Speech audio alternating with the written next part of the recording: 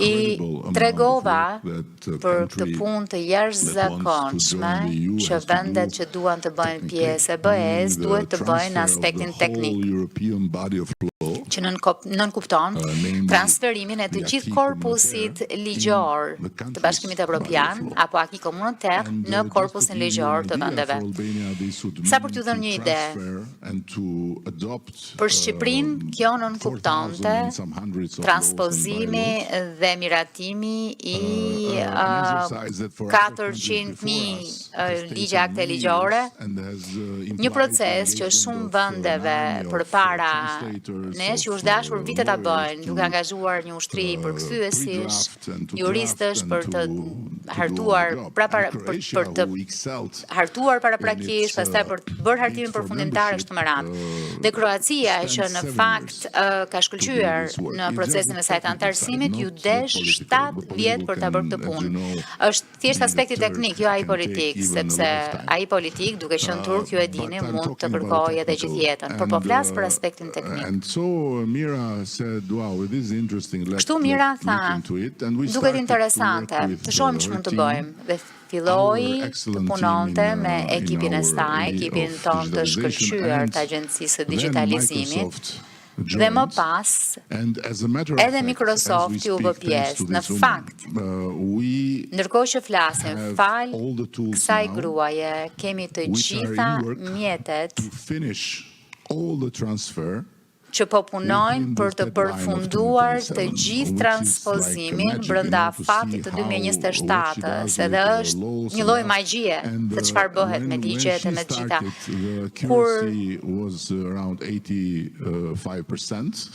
Kur filloi, sasia ishte 85%, saktësia ishte 85%, pra na duhej edhe puna e njeriu, ndërkohë që sot saktësia është 90% dhe për kuriozitetin thonë që ajo është më e mirë se ata.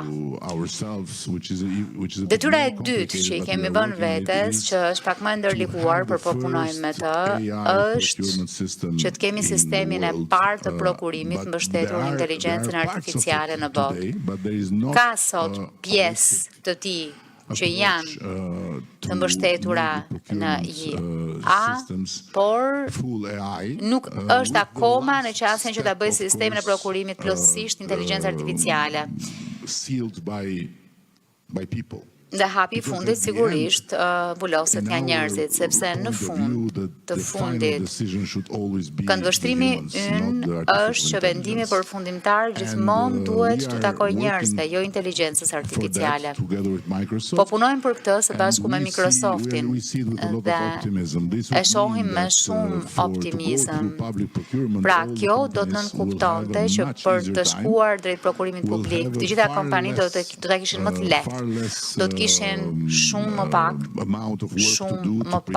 punë për të bërë, për të përgatitur ofertën e tyre, dhe çdo gjë për ta që dihet publikisht, xhiroja e tyre, numri i punonjësve, vëllimet, kapacitetet, historiku i tyre,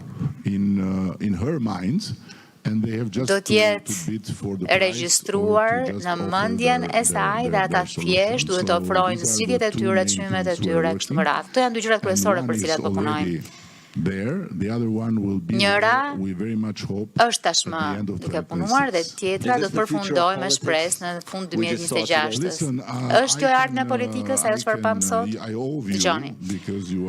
Unë në fakt ju detyroj sepse normalisht ju më ngacmoni, më vini mbrapa, ju gjej kudo në çdo vend të botës, në fakt është misioni i jetës time. E di edhe me thënë drejtën ndihem mirë me qëra fjale, por prandaj ju solla diellën. Dhe në fakt morëm goxha rrezik përsipër sot dhe më vjen shumë mirë që ja dolëm me sukses. Është ndërveprimi i parë i saj drejt për drejt dhe është fal jush, jo fal dialogut global të Berlinit, po është fal jush. Jeni shumë i sjellshëm zoti kryeministër. Ju detyrohem ju që ndaj për herë të parë që diella është shtatzën dhe pret 83 fëmijë, secili që do të jetë për çdo antar të parlamentit tonë që do të shërbej si asistent për ta që do të marrin pjesë në seancat parlamentare, që do të mbajnë shënim për gjithçka që do të ndodhë dhe që do t'i informojnë e do të sugjerojnë antarët të parlamentit lidhur me reagimet e tyre dhe këta fëmijë do të kenë dijen e nënës së tyre sa i takon legjislacionit të BE-s e gjithçka tjetër. Dhe diçka që do t'ju pëlqej shumë si turk, që kur të shkosh për kafe, dhe në fakt ne kemi kafe shumë më të mirë se sa në Gjermani, siç e dini. Pra, në qoftë se shkon për kafe dhe harron të kthehesh në punë, kur kthehesh, ky fëmijë do të thotë se çfarë është thënë kur nuk e qenë në sallë, në qoftë se është përmendur emrit, e në qoftë se të duhet të kundërsulmosh dikë që të ka përmendur për arsye të gabuara. Më duhet ju them që për aq kohë sa një Ali Aslan inteligjencë artificiale nuk interviston një Edi Rama inteligjencë artificiale vitin tjetër, unë jam rregull, më të mos e provoko, sepse ajo mund të siguroj një Ali Aslan që do të jetë me mua kudo, e s'do kem nevojë për ty më, do mbetesh pa punë. Kam frikë se po. Diella që në fakt është pra diell në Shqipëri, po, diell, jo shkëlqim. Dielli, shkëlqimi vjen nga ju, po, e kuptoj, vjen nga ju.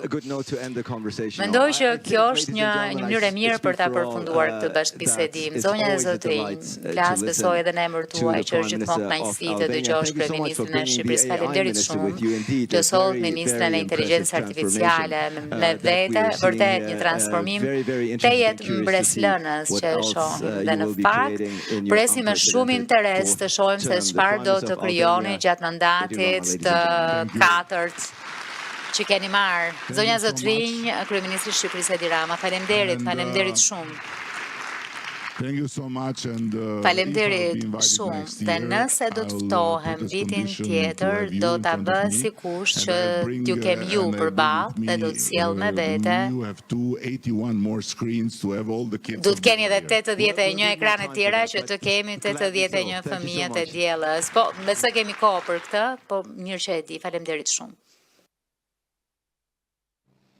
Ka përfunduar dhe kjo intervistë e kryeministrit Rama, ndërkohë që pjesë e bisedës ishte edhe ministrja e inteligjencës artificiale